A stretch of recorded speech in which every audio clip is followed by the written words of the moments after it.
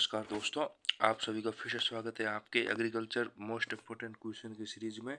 तो आज हम बात करेंगे एग्रीकल्चर के चैप्टर फर्स्ट के जो आपकी क्लास 12th की है उसके बारे में बात करेंगे, जिसका नाम है मृदा खनिज एवं चट्टानों का विघटन तथा मृदा निर्माण।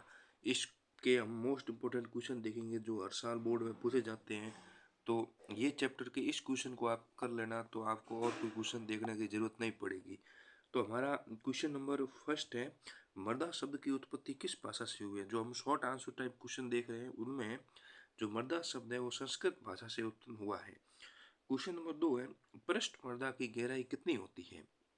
तो दोस्तों पृष्ठ मृदा की गहराई होती है 0 से 20 सेंटीमीटर तक होती है। तो ये पृष्ठ मृदा की गहराई है, ये आपको याद रखनी है। फिर नेक्स्ट क्वेश्चन के पर चलते हैं। नेक्स्ट क्वेश्चन है हमारा, जो मृदा के कार्य है वो क्या क्या होते हैं। तो नेक्स्ट क्वेश्चन है, मृदा के जो कार्य है वो क्या क्या होते हैं। जो मृदा के वर्क होते हैं या फंक्शन होते हैं वो क्या क्या होते हैं। तो वो मुख्यतः 4 हमने इसमें बताए हैं। तो पहला तो होता है कि जो मृदा होती है वो पौधों को स्थिरता प्रदान करती है ताकि वो पौधा एक जगह पर खड़ा रह सके। दूसरा है, पौधों को जल और पोषक तत्व उपलब्ध करवाती है। और तीसरा हमारा मेन उपयोग है, जल चक्र और पोषण चक्र में महत्वपूर्ण भूमिका निभाती है। और चौथा है, जैव विविधता का आधार प्रदान करती है। तो ये 4 जो उपयोग हैं ये आपके मृदा के उपयोग है। इस प्रश्न को आपको दोस्तों रट लेना है क्योंकि ये प्रश्न हर साल एग्जाम में पूछा जाता है। फिर आगे नेक्स्ट क्वेश्चन की बात कर और अगले क्वेश्चन की बात करते हैं। क्वेश्चन नंबर 4, क्वेश्चन नंबर 4 में हमें भूप्रकृति की परिभाषा देनी है। तो भूप्रकृति क्या होती है दोस्तों, पृथ्वी की सबसे बाहरी जो कठोर परत होती है उसको अपन क्या कहते हैं, भूप्रकृति कहते हैं। यह सिलिका और एल्यूमिनियम जैसे खनिजों से बनी होती है। सिलिका और एल्यूमिनियम जैसे खनिजों से बनी होती है। और फिर क्वेश्चन नंबर 5 है जिसमें हमें मृदा परिच्छेदिका की परिभाषा देनी है। तो मृदा परिच्छेदिका जिसको अपन सॉइल प्रोफाइल कहते हैं वो क्या होती है कि मृदा के विभिन्न स्तरों जिसको अपन होरिज़ोन कहते हैं का एक ऊर्ध्वाधर अनुभाग है जिसमें पृष्ठ मृदा, अवमृदा और आधारशिला शामिल होती हैं। तो मृदा परिच्छेदिका में आपकी पृष्ठ मृदा, अवमृदा और आपकी आधारशिला शामिल होती है। ये आपको याद रखना है कि जो मृदा परिच्छेदिका होती है इसमें पृष्ठ व अवमृदा शामिल होती हैं। तो इस चीज़ को भी आपको मेंशन कर लेना है क्वेश्चन में। इन क्वेश्चन को चाहो तो आप सभी अपने नोट पॉइंट में नोट कर सकते हो, नहीं तो इनकी पीडीएफ आपको वीडियो के डिस्क्रिप्शन में मिल जाएगी, वहाँ से जाकर इनको डाउनलोड कर लेना। फिर क्वेश्चन नंबर 6 है कि मृदा के निर्माण को प्रभावित करने वाले जो सक्रिय कारक हैं वो कौन कौन से हैं। तो मृदा के निर्माण को प्रभावित करने वाले सक्रिय कारक की बात करें तो पहला कारक होता है जलवायु, दूसरा कारक है जैविक गतिविधियाँ, दूसरा कारक, तीसरा कारक है स्थलाकृति और फिर है समय और मूल चट्टान। तो ये जो 5 मुख्य कारक हैं जो आपके मृदा निर्माण को प्रभावित करते हैं। तो इन 5 कारकों को भी नोट कर लेना है। अब अपने को इसमें कारक पूछा है तो अपन सिर्फ कारक की बात करेंगे। तो ये 5 मुख्य कारक हैं जो आपके मृदा निर्माण को क्या करते हैं, प्रभावित करते हैं। तो मृदा निर्माण को ये 5 कारक प्रभावित करते हैं, तो इन 5 कारकों की बात कर ली। अब हम नेक्स्ट क्वेश्चन की बात करते हैं। नेक्स्ट क्वेश्चन है, खनिजों की कोई 3 विशेषताएं बतानी है। तो खनिजों की 3 विशेषताएं यहाँ पर हमने बता दी है। खनिज होते हैं वो ठोस और प्राकृतिक रूप में पाए जाते हैं। और दूसरी विशेषता है कि इनके भौतिक गुण जैसे रंग, कठोरता, चमक आदि विशिष्ट होते हैं। और तीसरा गुण है इसमें निश्चित रासायनिक संगठन होता है। तो ये 3 गुण हैं खनिजों के। तो ये 3 खनिजों की विशेषताएं हो गई। इन 3 गुणों को भी आपको याद करना है। फिर अपन बात करते हैं आग्नेय व अवसादी चट्टानों में क्या अंतर है। इस एक तरफ हमने चार्ट में बनाया है आग्नेय चट्टानें और दूसरी तरफ हमने मेंशन किया है अवसादी चट्टानें। तो जो मैग्मा या लावा के ठंडे होने से जो आपकी कौन सी चट्टानें बनती है, आग्नेय चट्टानें। और आग्नेय चट्टानें क्या होती है, क्रिस्टलीय संरचना होती है, जैसे कि ग्रेनाइट हो गया, बेसाल्ट हो गया, ये इनके उदाहरण हो गए। अब दूसरी ओर अपन अवसादी चट्टानों की बात करें तो अवसादी चट्टानों के क्या होता है कि अवसादों के जमाव से बनती है और परतदार संरचना होती है। और जैसे कि बलुआ पत्थर हो गया, चूना पत्थर हो गया, ये आपके उदाहरण है इसके अवसादी चट्टानों के। तो इसमें हमने ये इम्पोर्टेंट क्वेश्चन है क्योंकि ये अंतर वाले क्वेश्चन है, वो मोस्ट इम्पोर्टेंट क्वेश्चन है। तो ये अंतर वाला प्रश्न है। तो अंतर वाले प्रश्न को तो अपने को डबल स्टार लगा के चलना है क्योंकि ये एग्जाम में हर साल पूछा जाता है। आपके हाफिली में भी आ सकता है प्रश्न। और फिर नेक्स्ट ये अंतर वाला एक क्वेश्चन और आ जाता है, इस पर भी अपन स्टार लगा लेते हैं। इसमें बताया है अपने को कि जो आपकी पृष्ठ मृदा और अवमृदा होती है उनमें मुख्य अंतर लिखने हैं। तो पृष्ठ मृदा की बात करें तो पृष्ठ मृदा में क्या होता है कि जो इसकी गहराई होती है वो 0 से 15 सेंटीमीटर तक होती है। और दूसरा इसका गुण है कि ये अधिक उपजाऊ होती है। और तीसरा है कि ये इसका जो रंग होता है वो गहरा भूरा होता है। और इसमें जैविक पदार्थ होते हैं वो अधिक मात्रा में होते हैं, और वायु संचार होता है दोस्तों वो भी इसमें बहुत ज़्यादा मात्रा में होता है। फिर अपन अवमृदा की बात करें, अवमृदा में क्या होता है, जो इसकी गहराई है 15 सेंटीमीटर से अधिक होगी, मतलब पृष्ठ मृदा से अधिक होगी। और यह पृष्ठ मृदा से कम उपजाऊ होती है, और इसका रंग होता है वो हल्का पीला होता है। और जैविक पदार्थ होते हैं वो भी कम होते हैं, और वायु संचार होता है वो भी कम होता है। तो ये आपके पृष्ठ मृदा और अवमृदा में मुख्य अंतर है। ये आपका इंपॉर्टेंट प्रश्न रहने वाला है, इसको भी आपको मेंशन कर लेना है। ये चैप्टर के ये प्रश्न है, ये आप याद कर लोगे, ये 15-20 प्रश्न है, तो आपको और कोई भी प्रश्न याद करने की जरूरत नहीं पड़ेगी। फिर क्वेश्चन नंबर 10 की बात करते हैं, जिसमें हमने को कहा गया है कि जो मृदा खनिज है उसको परिभाषित करना है। मृदा खनिज की परिभाषा की बात करें तो मृदा खनिज क्या होता है, वे अकार्बनिक ठोस पदार्थ हैं जो मृदा के निर्माण और पौधों को पोषण प्रदान करने में सहायक होते हैं। तो जो मतलब पोषण प्रदान करेंगे ना मृदा के जो निर्माण में पौधों को, उसी को अपन क्या कहते हैं, मृदा खनिज कहते हैं। फिर हमारा क्वेश्चन नंबर 11 है कि मृदा अपक्षयों के प्रकार के नाम लिखिए। तो मृदा अपक्षय होता है वो दोस्तों 3 प्रकार का होता है। मृदा अपक्षय कितने प्रकार का होता है, 3 प्रकार का होता है। उन 3 प्रकार के नाम भी लिखा है। पहला है भौतिक अपक्षय, दूसरा है रासायनिक अपक्षय, और तीसरा है जैविक अपक्षय। तो ये आपके 3 प्रकार है मृदा अपक्षय के। तो मृदा अपक्षय दोस्तों 3 प्रकार का होता है, भौतिक, रासायनिक और जैविक। तो ये 3 प्रकार की आपको नोट कर लेना है। ये भी क्वेश्चन इंपॉर्टेंट है, तो इस पर भी अपन स्टार लगा लेते हैं।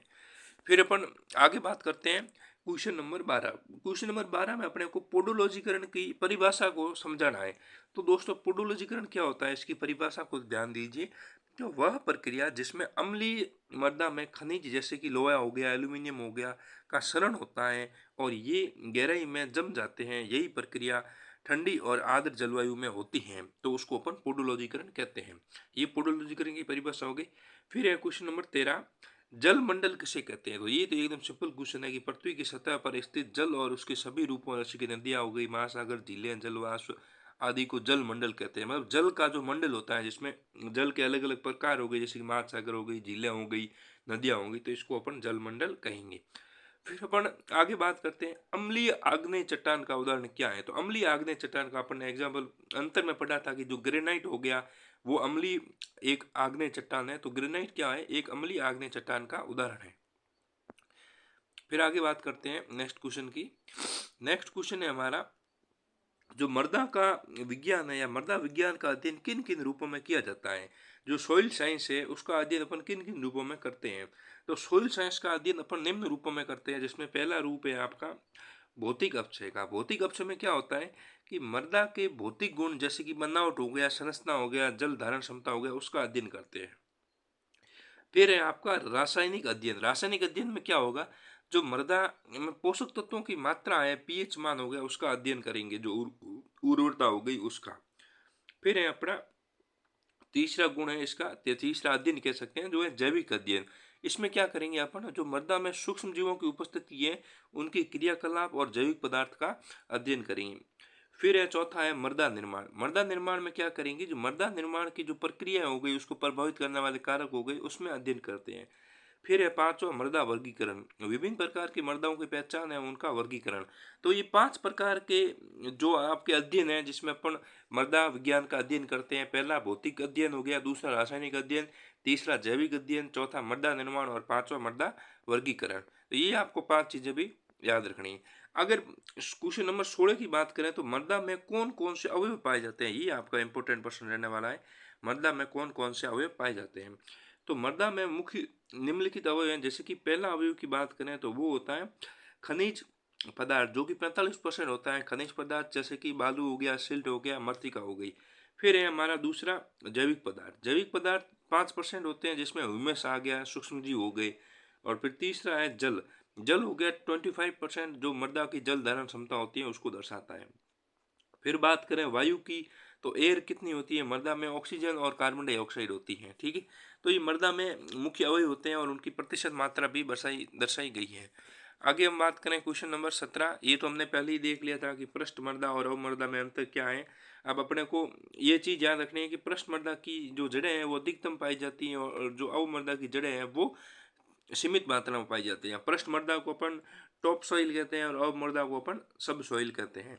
तो ये मृदा की ऊपरी परत होती है, ये मृदा की निचली परत होती है। इसमें क्या होता है, जैविक पदार्थ एवं पोषक तत्व तो अधिक होते हैं पृष्ठ मृदा में, जबकि जो आपके अवमृदा है इसमें खनिज पदार्थ अधिक होते हैं। रंग इनका पहले बात कर ली थी हमने, पृष्ठ मृदा गहरे भूरे या काले रंग की होती है और अवमृदा हल्के भूरे या पीले रंग की होती है। तो ये पृष्ठ मृदा और अवमृदा में अंतर है जो हमने पहले प्रश्न में देख लिया था। आगे हम बात करेंगे मृदा परिच्छेदिका, जो सोइल प्रोफाइल है उसका वर्णन करना है। तो मृदा परिच्छेदिका क्या होती है, मृदा की परतों का वर्णन किया जाता है इसमें, और ये मूलतः निम्न परतें हैं। तो पहली परत है जिसमें अपन बात करेंगे किसकी, ओ परत। ओ परत क्या होती है, सतही परत होती है। सतही परत में आपके जैविक पदार्थ, पत्ते और हुमस होता है। फिर सेकंड परत आती है जिसको अपन कहते हैं ए परत। ए परत होती है जिसमें पृष्ठ मृदा होती है, जैविक पदार्थ और खनिज तत्वों का मिश्रण होता है इसमें। फिर अपन बात करेंगे बी परत। बी परत में क्या होगा, वो होती है अवमृदा। अवमृदा में क्या होगा, खनिज तत्वों का संचय होगा और ये पीले या लाल रंग की होती है। और चौथी परत है जो आपकी है सी परत। सी परत जिसमें मूल मृदा होती है और अपरदित चट्टानें पाई जाती है। फिर पांचवी है आर परत। आर परत में मूल चट्टानें होती हैं जो ठोस चट्टानें होती हैं। तो ये मृदा परिच्छेदिका या सॉइल प्रोफाइल का वर्णन है। ये आपका क्वेश्चन मोस्ट इंपोर्टेंट क्वेश्चन रहने वाला है दोस्तों, और ये आपका हाफ ईयरली में भी देखने को मिल सकता है क्वेश्चन। आगे बात करते हैं हम चट्टानों का वर्गीकरण का आरेख समझाइए। जो चट्टानों का वर्गीकरण होता है वो किस प्रकार होता है। तो चट्टानों के वर्गीकरण की बात करें तो पहले चट्टानों का वर्गीकरण में पहला अपन बढ़ते हैं आग्नेय चट्टानें या आग्नेय रॉक्स। ये क्या होती हैं, जो ज्वालामुखी की गतिविधियों से निर्मित होती हैं, जिसकी उदाहरण हो गया ग्रेनाइट और बेसाल्ट। तो आग्नेय चट्टानों का उदाहरण है ग्रेनाइट और बेसाल्ट। अवसादी चट्टानें क्या होती है, जिसको हम सेडिमेंट्री रॉक्स कहते हैं। उसमें जलवायु हो गई, हिम के प्रभाव से बनने वाली हो गई, ये जो चट्टानें होती हैं वो आपकी आग्नेय चट्टानें, जिसको अपन सेडिमेंट्री रॉक्स कहते हैं। उदाहरण हो गया बलुआ पत्थर, चूना पत्थर। फिर है रूपांतरित चट्टानें, मेटामॉर्फिक रॉक्स। ये क्या होती हैं, उच्च ताप और दबाव के कारण बदलती चट्टानें होती हैं, जिसकी संगमरमर हो गया, स्लेट हो गया। और संगमरमर स्लेट आपके रूपांतरित चट्टानों का उदाहरण है। आगे हम बात करते हैं मृदा निर्माण को प्रभावित करने वाले कारक को चित्र द्वारा समझाना है। तो चित्र तो इसमें कुछ खास होता नहीं है, अपन को सीधा मृदा निर्माण को प्रभावित करने वाले कारक को समझाते हैं। पहला कारक होता है जलवायु, जिसको अपन क्लाइमेट कहते हैं। जलवायु में आपका तापमान और वर्षा मृदा निर्माण को प्रभावित करते हैं। सजीव ऑर्गेनिज्म की बात करें तो पौधे, सूक्ष्म जीव और जीव जंतु प्रभावित करते हैं। मूल पदार्थ में क्या होगा, जो पेरेंट मटेरियल होगा उसमें मृदा की निर्माण की चट्टान है उसको प्रभावित करेगी। पांचवा समय हो गया मृदा में बनने में जो हजारों साल लगते हैं वो। और पांचवा है स्थलीकृत, जो कि ऊंचाई और ढलान के रूप में होता है।